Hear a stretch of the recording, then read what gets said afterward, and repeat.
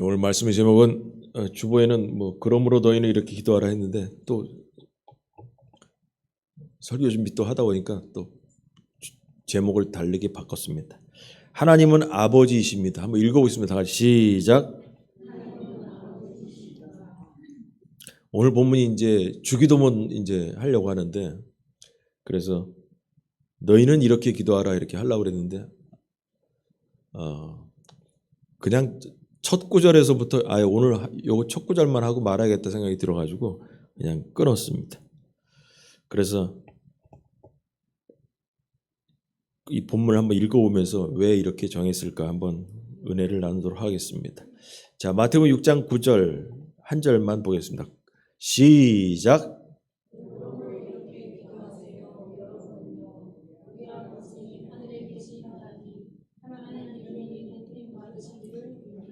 예, 이게 주기도문의 처음입니다. 하늘에 계신 아버지 이렇게 나가는 주기도문의 요새 성경에 번역한 내용입니다.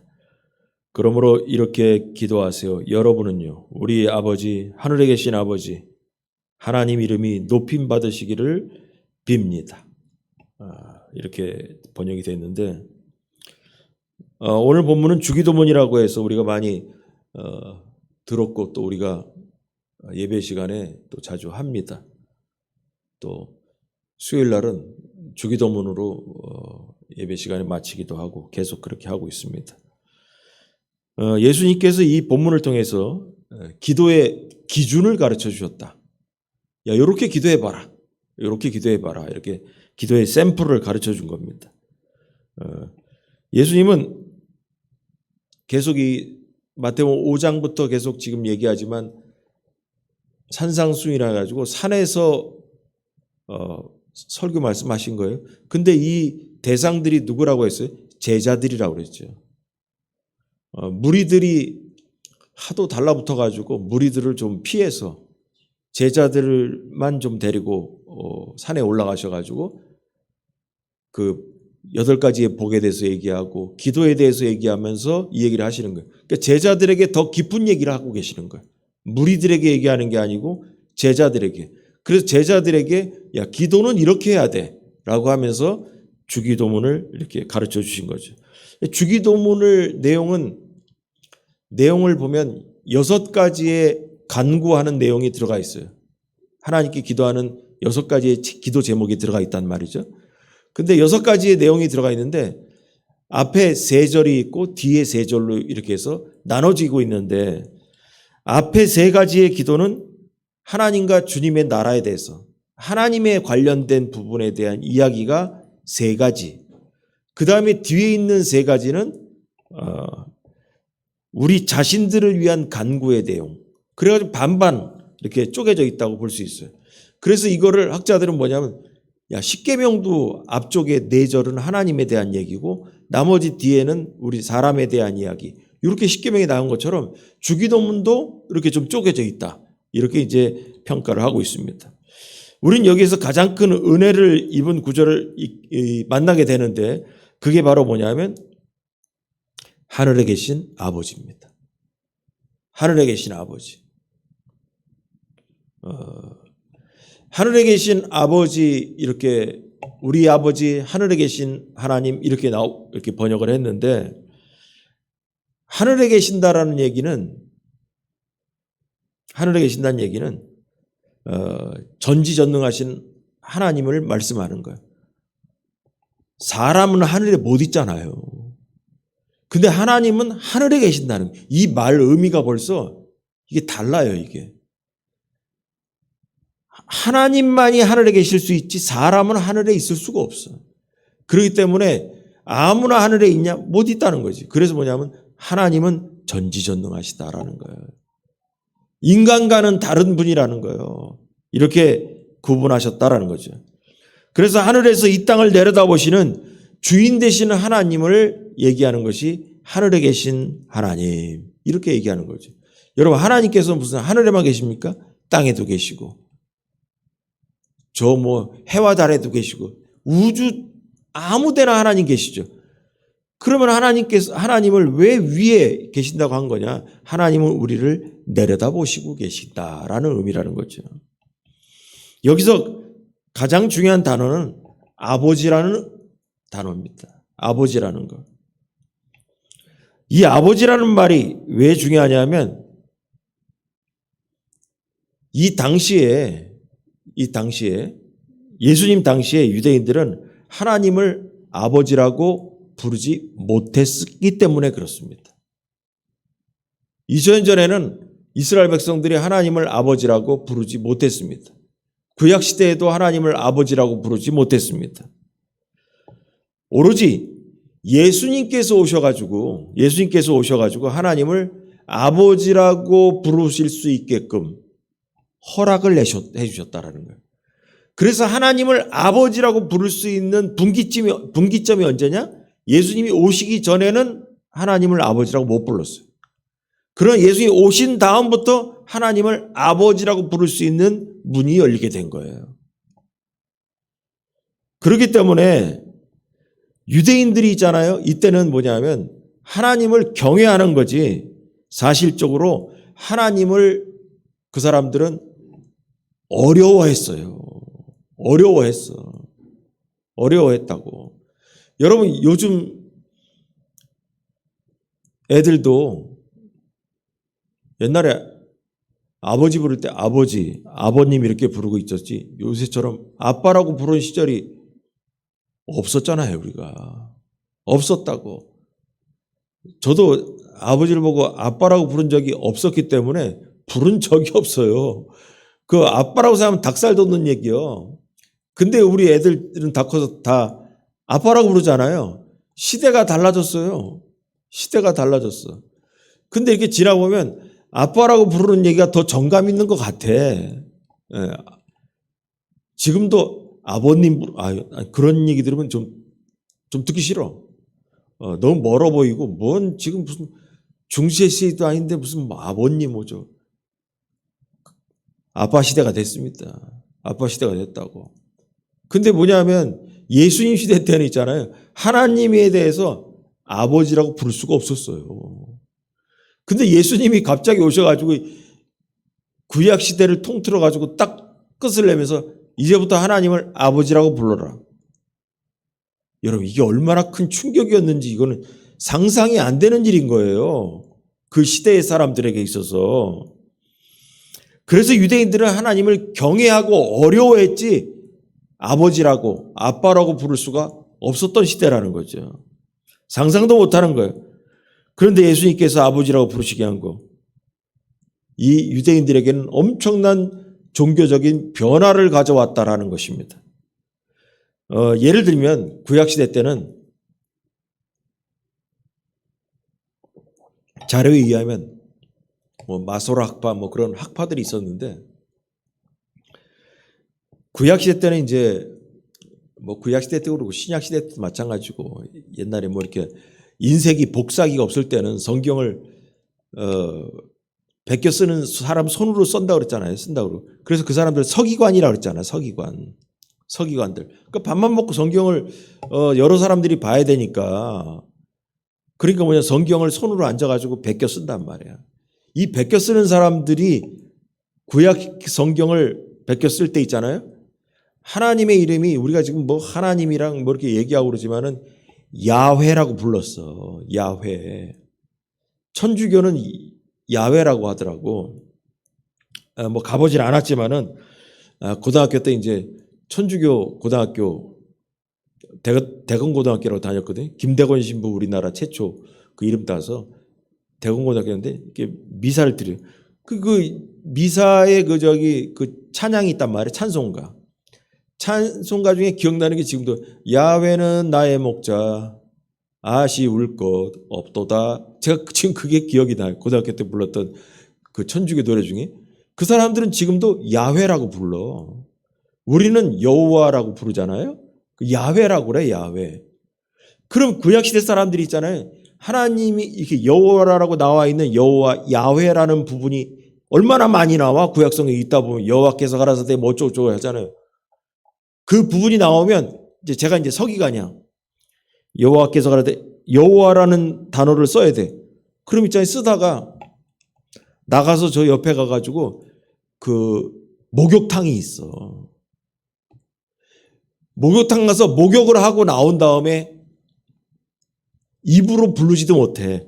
자, 쓰는 거예요. 여호와, 야훼. 그리고 그 다음으로 넘어가는 거예요.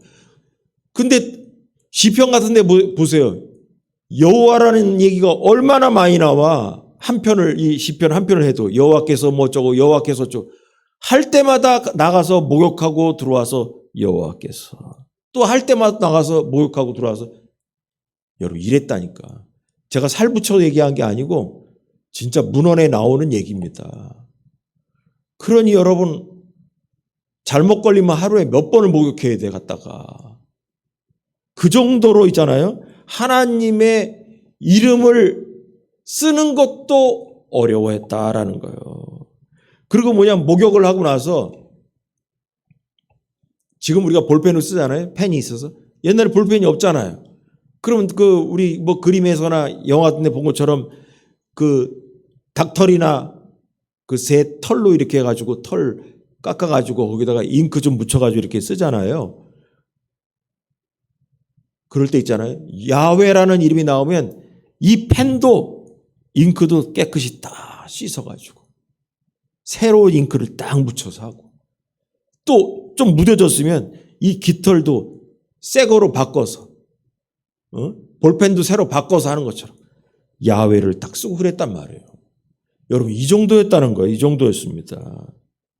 그리고 또 얘기 중에 이렇게 쓰고 있었어. 쓰고 있는데 왕이 와가지고 저를 불렀어요. 그러면 쓰고 있다가 왕이 왔는 오셨냐고 그러면 나가서 안 해도 돼. 왕이 와서 나를 불러도 쓰는 사람은 들은 척도 안 하고 이거 쓰고 있어야 돼. 그만큼 왕이 부름보다 하나님의 이름이 더 위대하다는 거예요. 그런 시대를 살고 있는데 거기다가 하나님을 아버지라고 부르라는 거예요. 여러분 이거 엄청난 이 세상에 이 놀라움을 주는 이 사건이었던 거예요. 그래서 이름을 소리내어 읽으며 또 뭐 어쩌고 그래가지고 그 획수가 이 점이라 잘못 찍으면 이름 잘못될까 봐 하여튼 뭐 그만 얘기하고 하여튼 오류가 생기는 것을 막기 위해서 엄청난 조심조심하면서 야훼라는 이름을 썼다라는 거예요. 그럼 왜 이렇게 엄격했냐? 뭐 굳이 그렇게까지 힘들게 인생을 살았냐? 힘들게 살 수밖에 없었어요. 왜냐하면 십계명 제3계명인 너는 내 하나님 여호와 이름을 망령되게 부르지 말라라는 요 구절 때문에 여호와 하나님의 이름을 쓸 때도 부를 때도 너무너무 조심했다는 거죠. 그리고 하나님의 이름을 입 밖으로 이렇게 함부로 떠들지 못해요. 여러분 이런 시대를 이스라엘 사람들은 살았습니다. 그래서 이럴 게 지금 한참 얘기한 것처럼 이런 시대에 예수님께서 하나님을 아버지라고 부른다라고 하는 것은 여러분 엄청난 충격인 거예요. 그러니 이스라엘 사람들이 볼 때는 유대교를 믿는 사람들이 볼 때는 구약을 믿는 사람들이 볼 때 예수님이 정말 마음에 들었겠습니까? 마음에 안 들죠. 그래서 이때 하나님을 아버지라고 아빠라고 부르라고 허락하셨다는 것입니다. 자, 여러분 우리가 지금은 자연스럽게 하나님 아버지 이렇게 부르니까 별것이 아닌 것 같지만 이거는 그 당시의 사람들에게는 엄청난 충격적인 사건이었던 것입니다. 지금도 예수 그리스도를 영접하지 않은 이방의 사람들, 교회당에 나오지 않는 사람들은 하나님을 아버지라고 부르기가 어렵죠. 그 사람들이 어떻게 하나님 아버지라고 부르겠습니까? 우리들이야 자연스럽게 하나님을 아버지라고 부르고 있습니다. 이렇게 쉽게 부르게 된 은혜를 우리는 감사하면서 살아야 될 줄 믿으시 바랍니다. 감사한 거예요. 우리가 있잖아요. 교회 나오면서 그냥 하나님은 우리 아버지라고 들으니까 하나님 아버지 그냥 이렇게 입버릇처럼 하니까 별거 아닌 것 같지만 여러분 하나님을 아버지라고 부른다는 거는 복이에요. 복이라니까. 우리가 자녀일 때는 아버지의 마음을 잘 모른다고 하잖아요. 그래서 하는 말이 부모들이 그러잖아요. 너도 자식 낳아봐라 이놈아. 그럼 부모 마음 안다고. 너도 자식 낳아봐라 이놈아 그러죠. 그러면 안다고. 제가 여기 원래 계획은 주기도문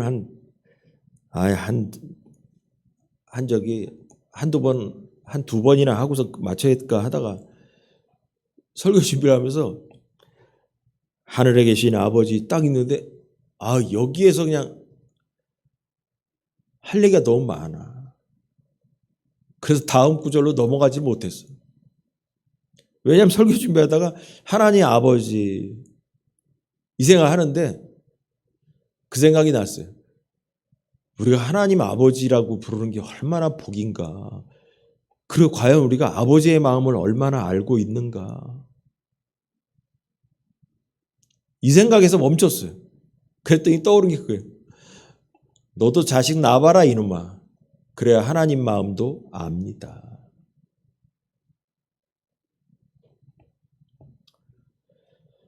그래서 생각을 하면서 설교 준비하면서 자식을 낳아서 키워보니까 부모 마음을 조금 알게 되는 것처럼 하나님 아버지의 마음도 조금 알 것 같더라는 얘기죠. 그래서 하나님 아버지의 마음을 한번 생각해 보았습니다. 오늘 그 얘기하려고 합니다. 저도 아이들이 3명 있지만 다들 이제 다 아다시피 객지에 나가서 다 삽니다. 그리고 큰아이는 일본에 있고 또 아이들이 아들이냐 딸이냐에 따라 가지고 생각하는 걱정거리도 다 다르고 저만 그러겠어요? 여러분들도 마찬가지일 거예요. 하연이 얘기는 큰놈 하연이 얘기는 한 번도 일본 간다고 얘기를 안 했지만은 그 뭐 하나 여러분들이 모르실 거예요. 일본에는 일본 동경에 그렇게 사람이 많이 살지만 서울만큼 서울보다 더 큰 도시고 동경이 그러지만 우리 성결교단 교회가 딱 2개 있습니다. 그래서 결론은 뭐냐? 가서 목회할 데가 없어요. 그래서 딱 2개 있는데 2개 교회도 성도들이 다 50명 이하 교회예요. 일본은 교회가 잘 안 됩니다. 그 말은 뭐냐? 교회 나오는 성도의 수가 세계에서 제일 적을 거라고 얘기합니다. 세계에서. 귀신의 이름은 세계에서 제일 많은 나라가 일본입니다. 그래서 기독교가 안 되는 나라야. 안 되는 나라. 그래서 선교사들도 잘 안 가는 나라. 복음이 안 먹혀. 복음이 안 먹혀. 그래서 우리 교단교회도 달랑 동경에는 2개밖에 없고 전국으로 일본 전국으로 따져도 10교회도 안 돼요. 그래서 거기서 사역을 한다는 게 너무 쉽지가 않은 거죠. 그래서 가서 일단 뭐 공부한다고 갔지만은 그래서 사역은 해야 될 거 아니야. 그래서 무턱대고 우리 2개 교회는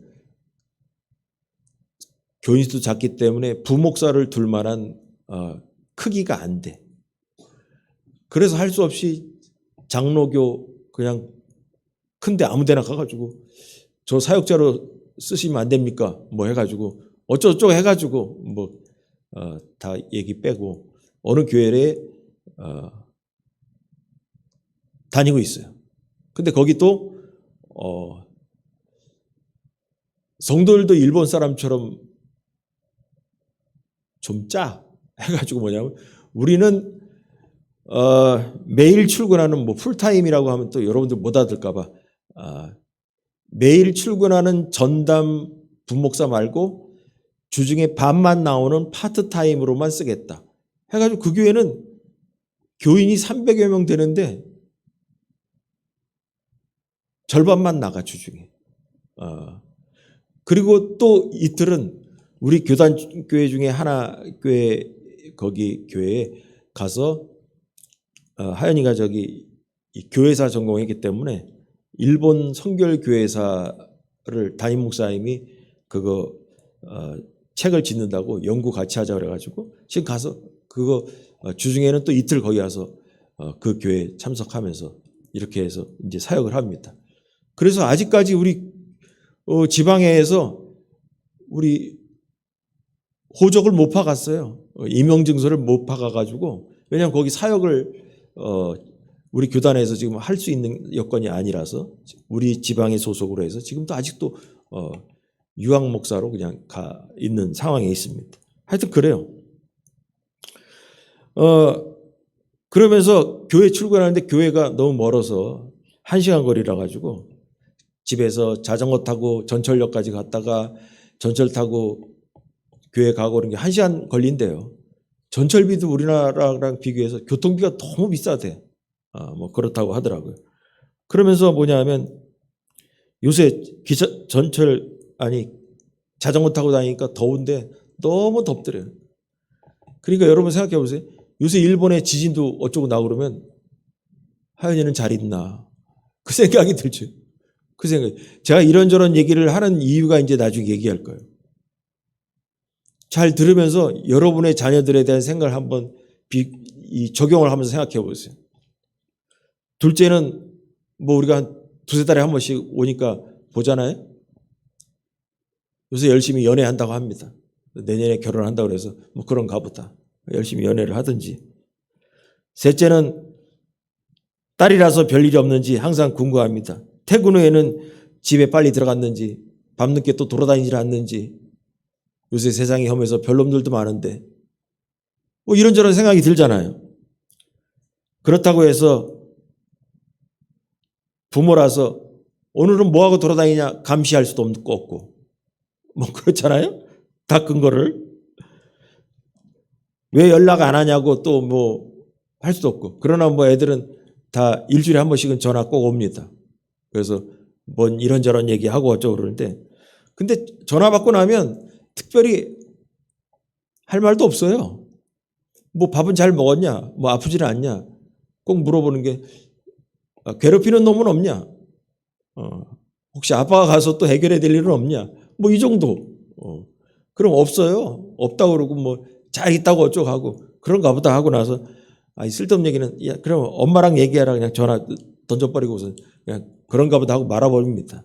그럼 또 지 엄마랑 한참 떠들고 뭐 어쩌고 하다가 끄고 그러더라고요. 여러분 하나님 아버지를 생각해 봅니다. 여러분 하나님 아버지도 우리의 전화를 기다리십니다.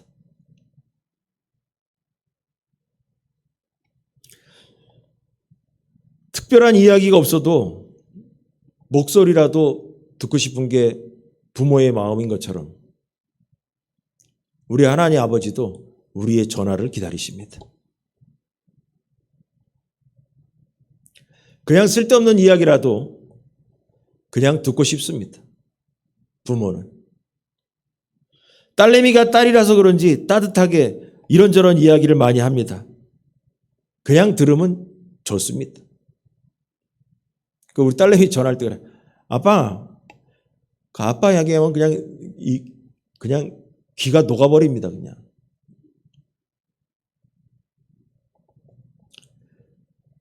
여러분 하나님을 향해서 아버지 한번 불러보세요.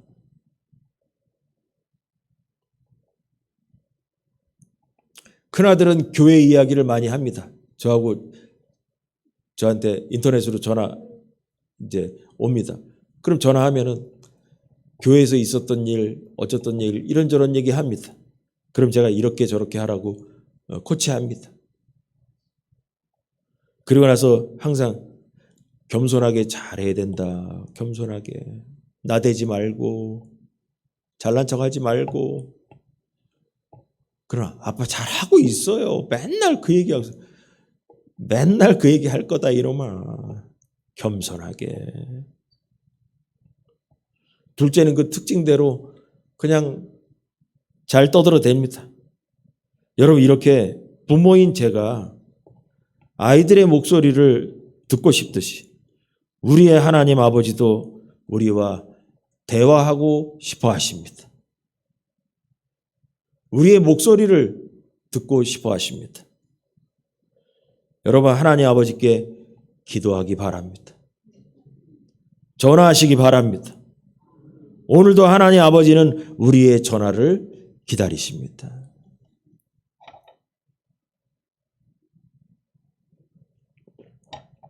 자식된 입장에서 한번 생각해 봤습니다. 지난번에 여러분들에게 옥수수 다 나눠드린 것처럼 그 다음날 월요일날 인천에 잠깐 갔습니다. 갔다가 저녁 때 왔는데 어머니한테 옥수수 드리러 한번 갔어요. 그냥 양갓집 다 이제 장모님도 계시고 저희 어머니도 계시니까 가면은 꼭 빨리빨리 가서 한 두 시간씩만 있다가 딱 그러고 이제 저녁에 내려옵니다. 그렇게 내려오는데 고추하고 옥수수 이제 좀 싸가지고 가서 드렸습니다. 들어가기 전에 뭐 가서 뭐 밥을 해 먹을 것도 아니고 가면은 꼭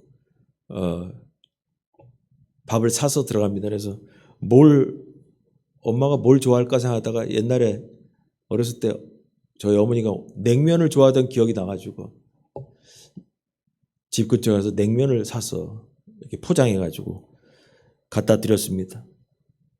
그랬더니 너무나 맛있다고 하시면서 잘 드셨어요. 그 얘기는 뭐냐? 집에 휠체어 타고 계시는 분이 저 아니면 냉면 사 드시겠습니까? 여러분도 마찬가지죠. 자식들이 와야 어디 나가서 뭐라도 먹지. 여러분들이 여기 시골에 있으면서 뭐 사서 먹고 싶은 거 먹으러 시내에 나갈 수가 있습니까? 못 먹어. 그래서 내가 신방 가을이나 봄에 할 때 일부러 뭐 드시러 갈래 해서 일부러 차를라도 타고 뭐 하는 그게 효도 여행 하러 다니는 거예요. 제가 그거야. 제가 알기 때문에. 왜냐? 저희 어머니 생각나니까.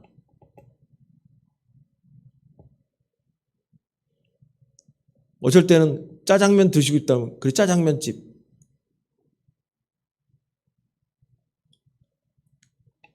동네 어느 짜장면집 연락을 했더니 어떤 아저씨가 오시길래 제가 그랬어요. 아저씨 연세가 좀 계시더라고. 주인장인데. 제가 어쩌다 한 번씩 와가지고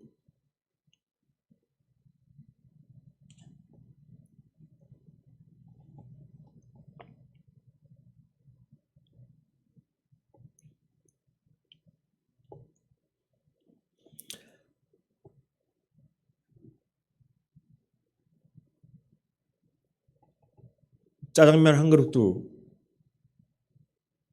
배달을 좀 할 수 있냐고. 그랬더니 그분이 알았다고.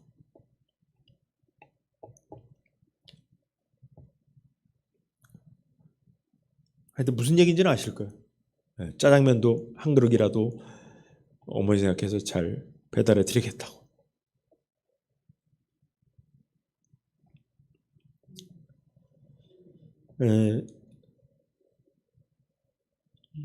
여러분들도 아마 마찬가지일 겁니다.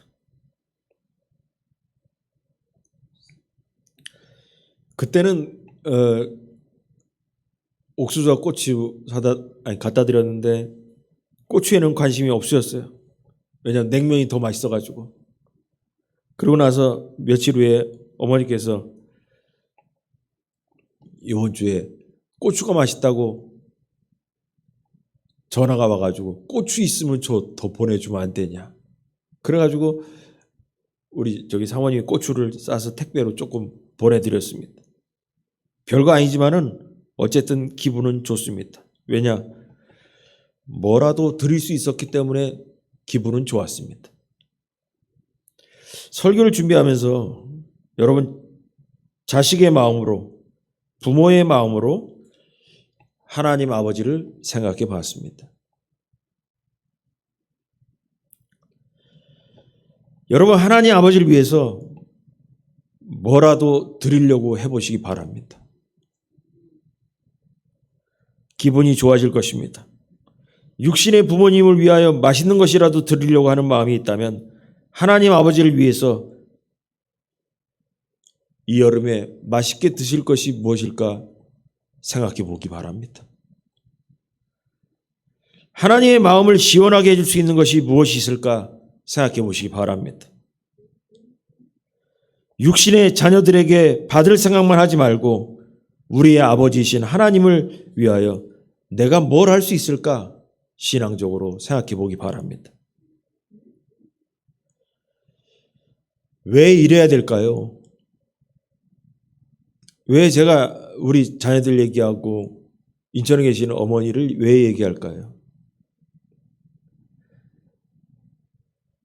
부모이기 때문에 그렇습니다. 왜 이 얘기를 한참 얘기했냐? 여러분, 하나님은 우리들의 아버지이기 때문입니다. 아버지이기 때문입니다. 아버지는 오늘도 우리를 기다리십니다. 여러분도 매일 자녀의 연락을 기다리죠.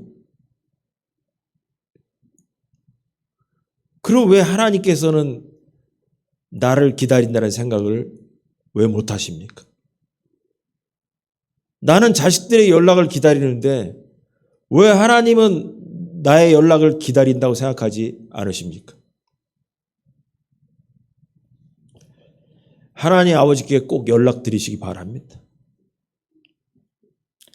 그리고 뭐라도 이 여름에 냉면이라도 사드릴 수 있는 거, 내가 할 수 있는 것이 있어서 하나님 아버지의 마음을 기쁘게 할 수 있는 것이 있는가 돌아보기 바랍니다. 저는 인천에 1년에 가봤자 한 4번 갈까요?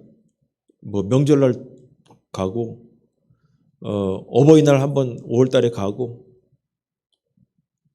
한 4번 정도 가는 것 같습니다. 너무 자주 안 가는데 어머니 맨날 섭섭하실 거예요. 근데 갈 때는 꼭 시장에 가가지고 그 시장 안에 보면 국 파는 집이 있어요. 거기 가가지고 국을 몇 그릇을 사갑니다. 몇 인분씩 이렇게 포장을 해가지고 아주 많이 사갑니다. 그래서 양갓집 여기도 장모님 집에도 이렇게 주고 해가지고 냉장고에 가서 다 이게 넣어드립니다. 그래서 오랫동안 냉동했다가 좀 드시라고 합니다. 그럼 있잖아요. 올 때 보면은 어머니께서 꼭 돈을 주십니다. 사왔다고, 고맙다고. 그럼 우리가 안 받으려고 하잖아요. 그럼 나중에 화를 냅니다. 그래서 뭐냐면 나중에 마지못해 받습니다. 기쁜 마음으로 받고 옵니다. 제가 왜 이 얘기할까요? 하나님은요, 받으시고 입을 닦으시는 분이 아닙니다.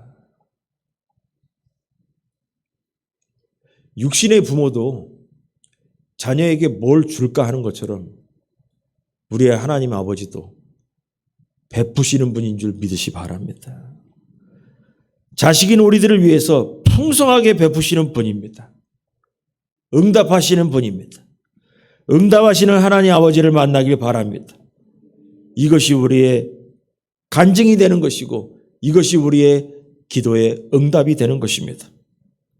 오늘 이 말씀을 통해서 멀리 계시는 하나님 아버지가 아니라 내 앞에 계시는 하나님 아버지를 꼭 만나기를 주님의 이름으로 간절히 축원합니다. 연락드리시기 바랍니다. 기도하겠습니다.